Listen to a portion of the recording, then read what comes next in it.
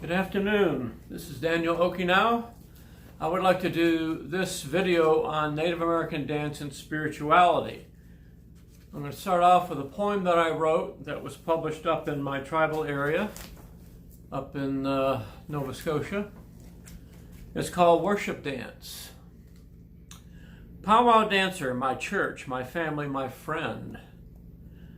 Ancient medicine circle, hoop, and red road in the end. Traditional dances, regalia, and high stepping. Ancient tribal honor songs and drumbeat send. Gives momentum to dancing feet. Come on and dance, my friend. Let the warriors take their stand. Intertribal community hoop, united, no matter what the band. Come worship and pray before our Creator, whole body worship. Feather fans, bustles, headdresses, bells ringing, whooping yells, we all take our stand. Grass dancer, come bless your mother, the earth. Jingle dress girls, praying tribal blessings with feather fans held high. Fancy shawl butterflies, tiptoed, soaring, flying. New life, oh me, oh my. Men's traditional warriors arrived with club and shield. Sneaking up on the enemy, animal hunting will surely yield. Woman's traditional dancing, slow, heads raised high with charm and dignity. Lacy shawls swooshing on arm, hypnotic scene for all to see. Gourd, fancy, smoke, and hoop dances, and more. Our traditional culture will remain for sure. Come join our play, intertribal dances, even if you can have a say. Powwow protocol, enter through the east gate, clockwise direction, except for stomp dance. Honor falling feathers, veterans, heroes, and the dead. Within the sacred medicine wheel, we dance, worship, and unite. Come see us dressed in multicolored tribal regalia. Oh me, oh my, what a sight.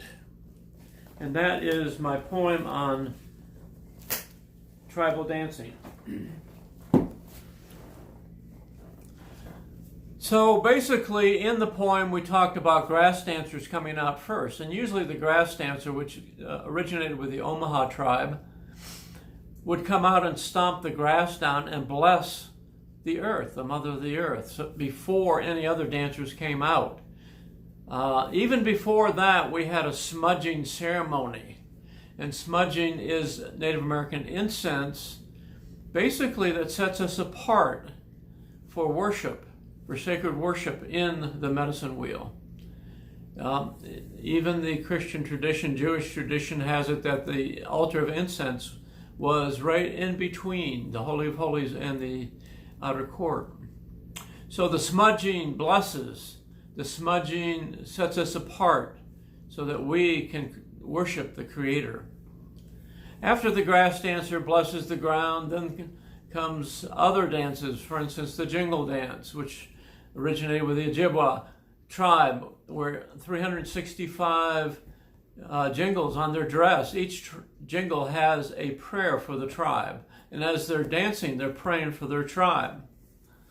And then you have the woman's fancy shawl dance, which is like the butterflies of new life with vibrant colors. And they're on their tiptoes, and they're flying, and they're soaring up in the air like new life and resurrected life that is manifested in the woman's fancy shawl.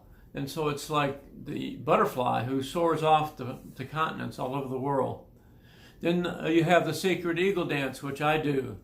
And in the eagle dance, you have which is known in the East Gate as the spirit animal, representing the Creator.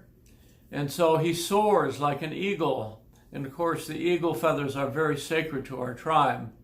And so the eagle is a very spiritual dance that's done, and no one's allowed to take films of it because it's so sacred. Then you have the traditional dances, the men's traditional, they tell the story in terms of the hunt or the warfare that they're in. Also the women's traditional, which is very dignified. And then each one enters the medicine wheel dance circle and basically comes in order and protocol, where you have different, you have the chiefs up front, you have the veterans and the warriors, then you have different dances that line up afterwards that come in for the grand entry. And afterwards, a lot of times, individuals are invited into even a more sacred dance circle, which is the stomp dance, which goes counterclockwise. And usually it's done around a mound where people bring soil from their property and place it on the mound. I brought soil from my medicine wheel and placed it at Gadua, at the celebration there for the Cherokee. So the stomp dance is a very sacred dance done with the shaker, and it's done in a very rapid chants as well as dance steps. Also, the sweat lodge is used as an act of worship. It's really our like Native American church. It's like carved into the ground like the mother's womb. And so as we go into the womb of Mother Earth, we go Mantaki Oisan, which is all my relations. So we connect ourselves with all our cousins and clan mothers and chiefs and elders as we go in from different tribes all over this country and other countries. And then as we enter in, we go into a circle, which is basically the medicine wheel. And then eventually come in the grandfather stones that are fiery red, and we throw water on it and say our prayers. And we worship inside the sweat lodge, in the fiery rocks, in the biblical traditions. It talks about Yahweh, the Creator, being a consuming fire of fiery love and passion that He has for us. It also talks about the fiery stones that He dwells amongst. And so we connect with the fiery stones as each one is brought in. An animal is named from the medicine wheel as we bring this in antlers. And then we say our prayers with the water splashed on to the rocks. Then we end with a pipe ceremony with someone who is qualified to be a pipe carrier. And we say prayers as we go around and place the pipe near our heart. And so it's also a part of worship. Then we have visions in the sweat lodge that are given, and also Native American names sometimes are given. Oftentimes ancestors show up and join us. The grandmothers show up. And so in everything we do, it's a part of Native American worship. When we do drum, the drum represents unity in the tribes. It also represents the heart of Creator, Grandfather Creator, the heart of love. And the sound goes into the earth deep and into the outer space. And so it's a very sacred thing. We do not play the drum until it's uncovered, and then we have prayers with tobacco on the drum, and then we begin to do our drum chants. Also, the flute is done with prayer and a lot of spirituality. And so you can see, as a part of the Native American world, Native American spirituality is so important to us in everything we do. Even in the individual times we get out on the vision quest. I've done a vision quest with the Cherokee. And in that, we have downloads from the Great Spirit that He shows us things. And it's all a part of that same worship that we have, that we worship the Creator.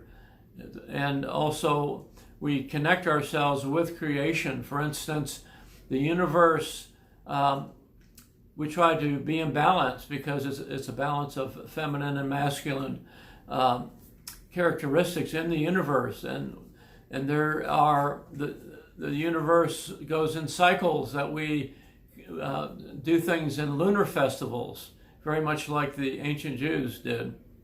And so we celebrate new moons and lunar festivals and so on.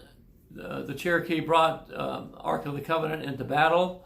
The Cherokee had cities of refuge and so on. And so there was worship places set up in different places all over different tribes. In my tribe, which is the Mi'kmaq, we had circular churches with the elders up front, and we did worship in there. We sat behind the elders and gave them honor.